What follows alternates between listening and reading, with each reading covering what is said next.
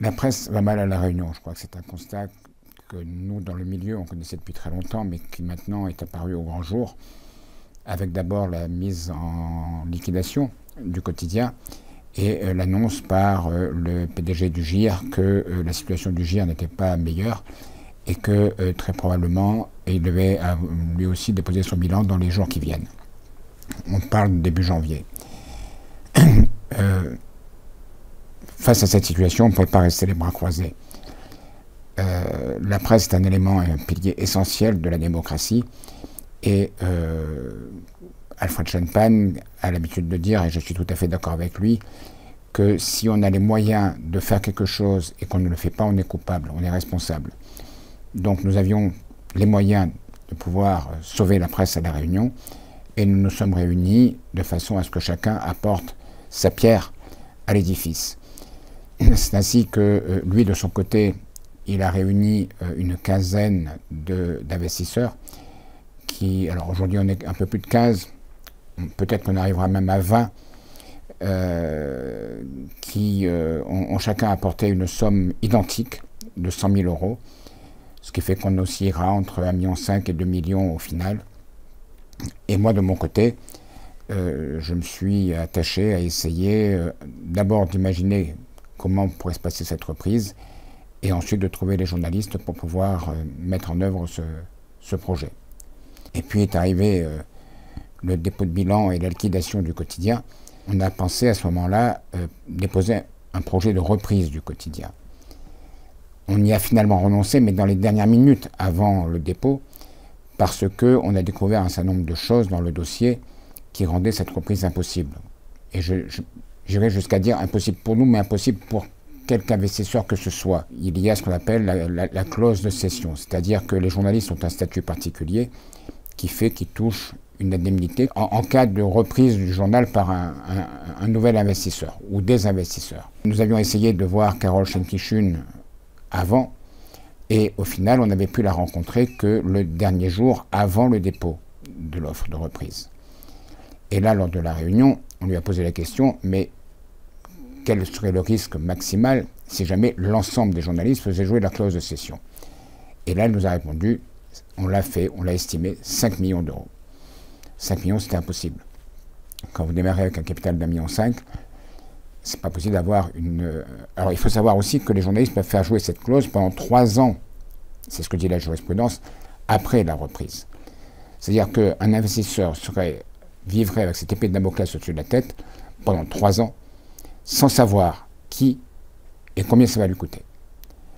Alors, bien évidemment, jamais la totalité des 36 journalistes ne ferait jouer la clause de conscience.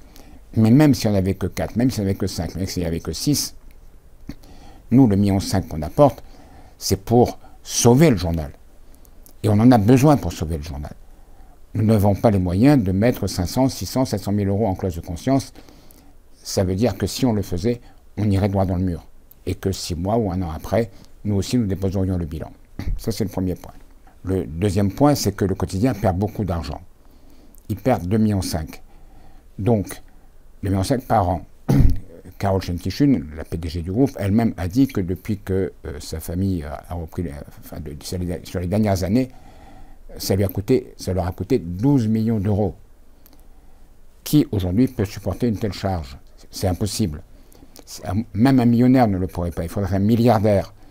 Et je ne pense pas que les Réunionnais aient envie de voir un milliardaire parisien débarquer ici pour acheter un journal réunionnais. Troisièmement, nous assistons à une très grande démotivation des journalistes travaillant actuellement au quotidien. Donc je pense qu'il y a besoin de redémarrer une nouvelle aventure et de repartir de zéro avec une nouvelle société. Nous reprendrions beaucoup des journalistes présents actuellement au quotidien, mais en espérant qu'ils seraient remotivés en partant dans un nouveau projet. Très clairement, nous ne déposerons pas de nouvelle offre de reprise, comme je vous l'ai dit, ni nous, ni personne, à part un milliardaire, ne pourrait reprendre le quotidien dans l'état où il est aujourd'hui. La seule solution qui existe, c'est d'attendre la liquidation du journal et ensuite, derrière, dans la foulée, de redémarrer une nouvelle société avec un nouveau journal qui repartirait avec beaucoup des journalistes qui sont présents. Alors ça me permet d'apporter de mettre quelque chose de clair, parce que beaucoup de rumeurs ont circulé sur notre projet. D'abord, il a été dit que nous ne reprendrions pas de journalistes, que nous travaillerions avec de l'intelligence artificielle, ChatGPT, etc., et que nous voulions faire un journal sans journalistes. Dans mon analyse actuelle, mais qui nous demande encore à être affinée, parce que tant qu'on n'a pas mis la main dans le cambouis, on a du mal à savoir exactement, mais dans ma projection actuelle, nous serions au minimum avec une trentaine de journalistes. Il faut savoir qu'au GIR, qui font plus de pages locales, et beaucoup plus, ils sont, je crois, 27. Donc, je veux dire, il n'est pas question pour nous de faire un journal sans journalistes. Concernant ChatGPT, ou de façon plus générale, ce qu'on appelle l'intelligence artificielle, ceux qui ne prendront pas ce virage aujourd'hui sont condamnés à disparaître. Simplement, ce qu'il faut, c'est que cette intelligence artificielle vienne faciliter le travail des journalistes, qu'ils ne viennent pas à la place des journalistes, mais qu'ils viennent faciliter. Quand un expert comptable se sert d'Excel, ça ne remplace pas l'expert comptable. Simplement, ça l'aide, ça va beaucoup plus vite, c'est plus facile. C'est dans ce sens-là qu'il faut prendre l'intelligence artificielle. La même chose, on a dit que nous souhaitions, les quelques journalistes que nous prendrions, les payer avec des clopinettes. Tous les journalistes que j'ai contactés et à qui j'ai proposé de les embaucher, tous, je leur ai dit, je vous reprends au même salaire que ce que vous aviez. Le quotidien a été mal géré jusqu'à maintenant et le reprendre en l'état est quelque chose d'impossible. Donc il faut repartir sur une nouvelle structure, une nouvelle société et si possible, je dis bien si possible, reprendre ensuite le titre du quotidien parce que ça fera partie des choses qui seront mises aux enchères quand le journal sera liquidé. Mais en l'état, ce n'est pas possible de le reprendre tel quel. Je précise également que notre projet prévoit la reprise des 2 journaux.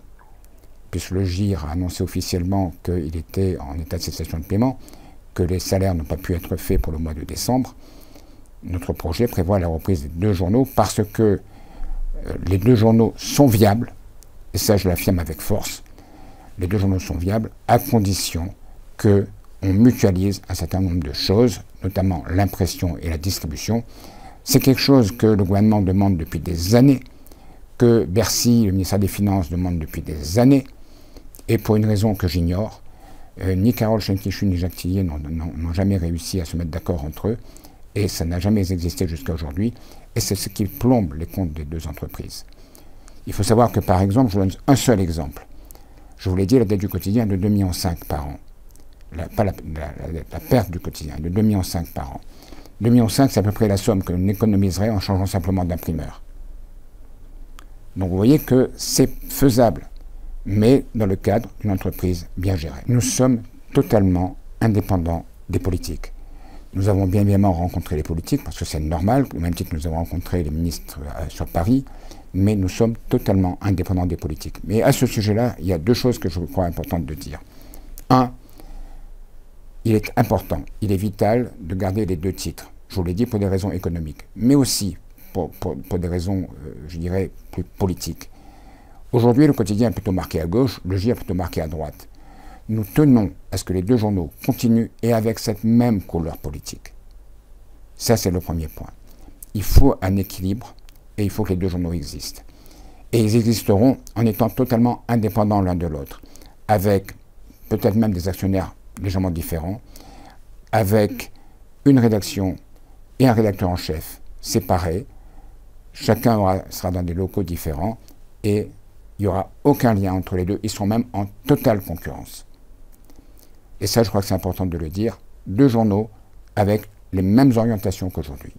On fait un duo qui, je dirais, est très complémentaire. Et d'après les projections que nous faisons, tous les business plans que nous avons regardés, et encore une fois en mutualisant les frais, oui, nous devrions pouvoir rendre les 2 journaux rentables.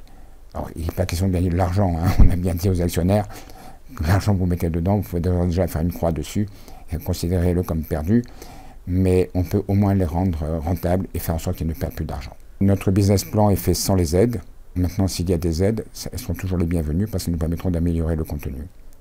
Je vous l'ai dit, on gagnera les deux journaux avec leur coloration actuelle. Le GIR plutôt à droite, plutôt faits divers. Le quotidien plutôt à gauche et avec, je dirais, des dossiers, des analyses, des interviews, etc. En ce qui concerne le quotidien, nous souhaiterions, nous envisageons de ne sortir que 5 jours sur 7 en version quotidien et le week-end, faire comme à Maurice avec le journal week-end, faire un seul journal pour le samedi et le dimanche, mais un journal plus épais sous un format magazine. Donc, nous rencontrons actuellement une difficulté, c'est que les journalistes que je contacte, qui sont prêts à venir travailler avec nous, ne seront disponibles. Pour le moment, ils ont obtenu 3 mois de plus. On s'amène au mois de mars, début mars. Si jamais le journal est repris, bon, ben notre projet à nous, il n'y en a plus question, et on passe à autre chose. Si jamais le journal devait être liquidé, à ce moment-là, les journalistes seraient disponibles, et simplement, il faut d'abord que le mandataire fasse un licenciement économique de tout le personnel, que les AGS prennent le relais. Ça prend en général au minimum 2 mois, 2 mois et demi, voire 3 mois. Donc ça nous amène à la fin du premier semestre pour que l'ensemble des journalistes soient disponibles. Ça pose un problème. Pour assurer une continuité, nous sommes en train de travailler actuellement sur un hebdomadaire, un magazine, qui serait, je dirais, l'embryon de ce que sera ce futur magazine du week-end, mais qui aurait l'avantage de pouvoir démarrer beaucoup plus vite, qui demanderait moins de personnel au départ, et qui permet aussi, surtout, une montée en puissance. C'est-à-dire que nous pourrions démarrer avec 5-6 journalistes, et puis après, plus, et au fur et à mesure que nous pourrions en embaucher. Ça pourrait aller relativement vite. Je pense, en étant un peu optimiste, que ça peut se faire dans un délai de 3 mois. Mais je ne sais pas si vous imaginez la tâche que ça représente, c'est qu'il faut trouver des locaux, il faut embaucher les journalistes, il faut se former sur les logiciels qu'on va utiliser, acheter le matériel, enfin bon, c'est une tâche colossale, mais raisonnablement, on peut espérer sortir dans un délai de 3 mois, ce qui correspondrait à peu près à la fin de la période d'observation qu'a obtenu le quotidien en plus. Donc on pourrait espérer pouvoir démarrer dans la continuité du quotidien. Parallèlement, nous travaillons également sur un site internet qui arriverait lui un petit peu après et qui lui aussi aurait l'avantage de pouvoir permettre une montée en puissance. Et ensuite, le journal quotidien, lui, apparaîtrait le plus vite possible, à mon avis, fin du premier semestre, début du deuxième semestre 2024. Les journalistes sont inquiets concernant quelque chose qui avait été évoqué à un moment donné par Alfred Champagne concernant des agences de presse. Je tiens à les rassurer, les journalistes que nous allons embaucher seront embauchés sur les journaux, pas dans des agences de presse séparées. Nous travaillerons avec des agences de presse, comme font tous les journaux du monde, mais nos journalistes seront basés dans les journaux, JR d'un côté, Quotidien de l'autre. Moi, je suis patron des infos, propriétaire des infos, mais que Zinfo restera totalement à l'écart et totalement indépendant par rapport au GIR et au quotidien. Ce seront des structures totalement différentes. Je reste patron des infos, je reste propriétaire des infos. J'irai au GIR et au quotidien si l'opération se fait en tant que directeur général délégué, mais je ne serai pas actionnaire de la structure et les deux opérations sont totalement distinctes. Zinfo n'aura rien à voir là-dedans. Et vous resterez, je tiens à rassurer les journalistes des infos, totalement indépendants. Je me suis retrouvé embringué dans cette opération à l'insu de mon plein gré, comme dirait l'autre. Je suis ami avec Alfred Champagne, et quand il a commencé à s'intéresser à ce dossier, naturellement, il est venu vers moi pour me demander conseil. Chose que j'ai fait, je dirais, bien volontiers et tout à fait bénévolement. Et de fil en aiguille, le projet a évolué, a commencé à prendre corps, jusqu'à ce qu'il finisse par m'annoncer qu'il souhaitait que je prenne la direction générale déléguée de la totalité. Je vous avoue que j'ai un peu hésité parce que j'ai pensé à Zinfo, Aujourd'hui, les infos est adulte et je sais que c'est une entreprise aujourd'hui qui marche, qui fonctionne bien.